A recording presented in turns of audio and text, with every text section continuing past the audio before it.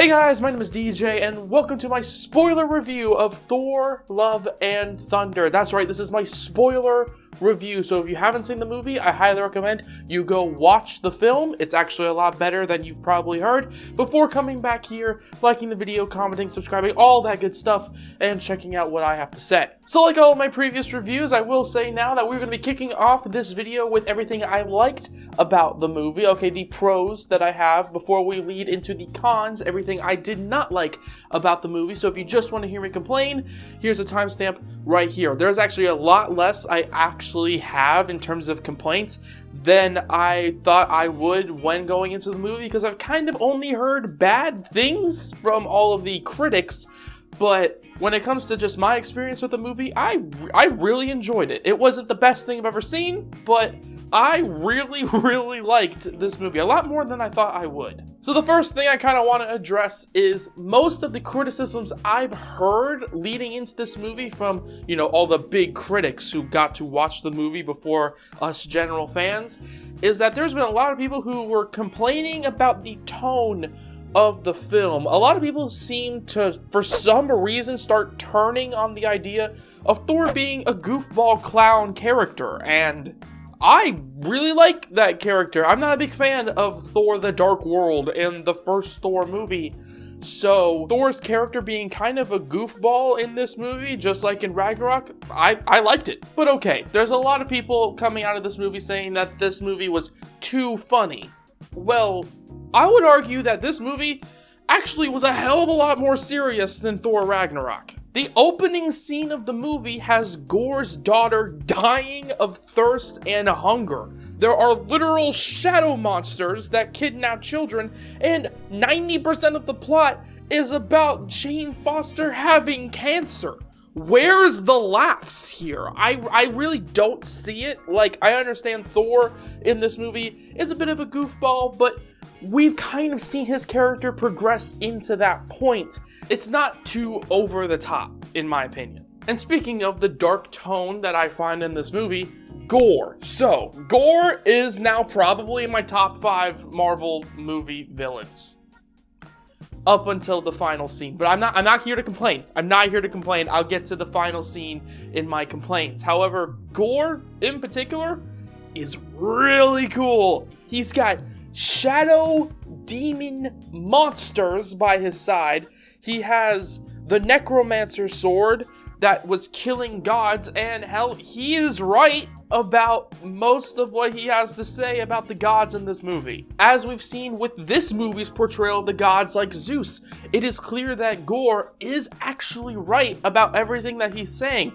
And I love that they kind of reveal this, not with Gorr being in the scene and saying, hey, you, Zeus, or, you know, any of the other gods, you are a bad guy. Here is why. No, we see it firsthand from Thor's perspective that they are actually terrible people. They don't care about mortals. They don't care about regular human beings. They're just like, hey, you guys are here to shower us with gold, and that is all you are good for. And seeing that perspective shown not because of Gorr specifically or his actions, but rather because they are just naturally douchebags was really cool to see. But yeah, so Gorr is pretty badass in this movie. I love the weird black ooze aesthetic coming out of his mouth. Christian Bale, obviously being in a Marvel movie and being the super dark character, is chef's kiss beautiful. His portrayal of Gorr is so great. Absolutely steals the movie for me. But Gorr is not the only well-portrayed character in this movie, okay? I like the Guardians of the Galaxy, even if they're only in there for just a few minutes. I like Jane Foster, kinda, again, more in the cons section. But I do like Jane Foster and how you see this arc. I did like Thor's character, even if it was completely different to the kind of character we saw in Thor the Dark World, you know, the Avengers movie. It's a very different character, but we've seen the arc, like I said. And because I'm a bit of a, you know, Marvel fanboy dork, which I will fully admit, I will say that there are a lot of cool comic book moments that made me lose my shit in this movie. Having eternity in a Marvel movie was a thing that I didn't even think was gonna be physically possible in a Marvel movie, so that blew my mind when I saw that. And having Valhalla being in an end credit scene made me lose my shit as well, because as soon as I saw Valhalla as a place, I was like, I want the next Thor movie in that setting. I think that's a really cool idea.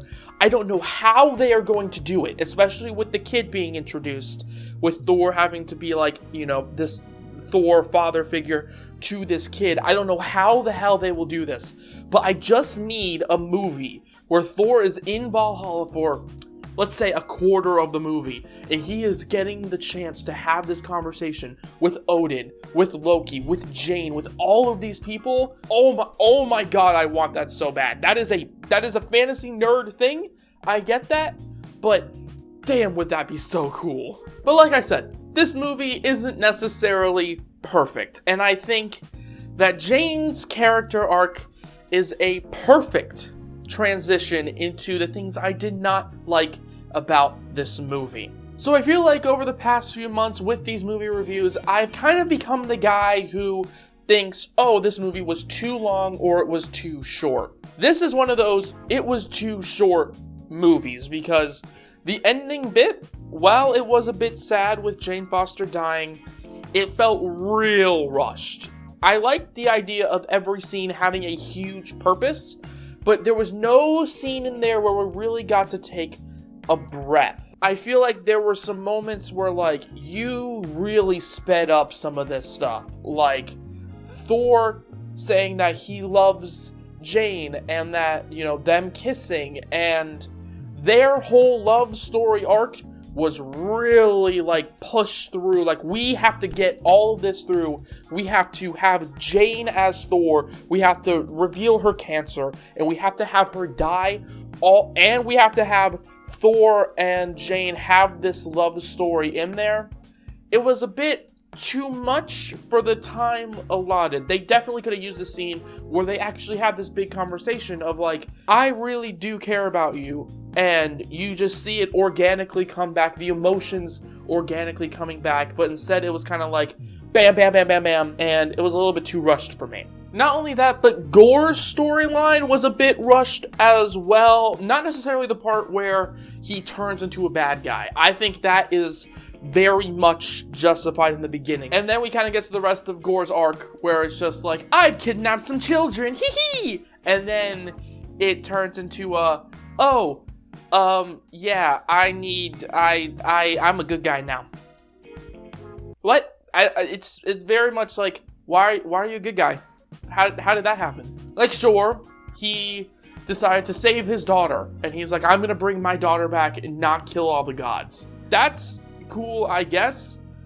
Would have been kind of cooler if he did kill the gods, though, in my opinion. That is a character arc that I am not a particularly big fan of, because I like the idea of Gorr just being a straight bad guy. If he just killed all the gods and just won, like if Gorr just won, or hell, even if Thor stopped him from making the wish of some kind. I think that there was a moment in there where Gorr didn't have to bring his daughter back, and I don't think I'm a big fan of the idea of him bringing his daughter back anyways. And I get that this is kind of me ranting about the ending of the movie, just because I think that the ending, it wasn't as powerful. There were moments that I feel, as the audience, missed. Jane's death was sad, but it could have really hit harder if there was just that one extra scene. Or Gorr realizing that, oh, maybe I am the bad guy, but I don't care, and then he eventually does care. I think there was just these little moments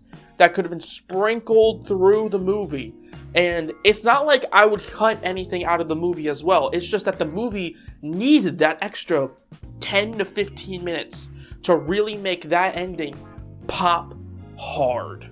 However, the last complaint that I really have about this movie comes in the form of its CGI. Now, I am not nearly as talented as the CGI artists for these movies, okay? The people who can do even just what this movie did in terms of CGI, they are way more talented than I will ever be. But my job here is to review the movie and talk about things I liked and disliked, and the CGI in this movie looked real bad. It looked video gamey sometimes. Cut ahead to the super infamous shot now of Thor and his really stupid looking helmet. That's the shot that they used in the movie. It did not look like they touched it up at all, at least from my eye.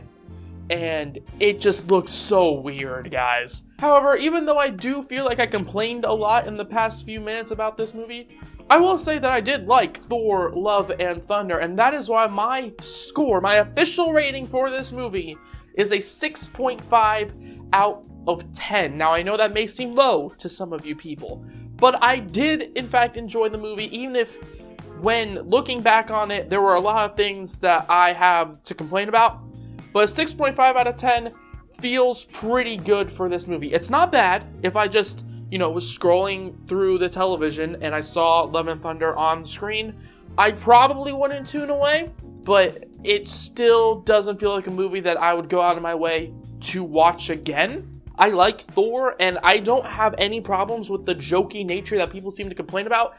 Honestly, Thor in particular is not the person I have complaints about in this movie. It's kind of like most of the other characters in the film really bring it down, and it kind of sucks. However, don't listen to the critics out there who are like, this movie is like the worst MCU movie I've ever seen in my life. But it's not. It's not the worst movie ever. There's another Thor movie that you could point to in terms of like a bad Thor movie. But this movie is not the worst thing I've ever seen in my life. Ragnarok is better, but it's not the worst Marvel movie in history. It's a fun movie.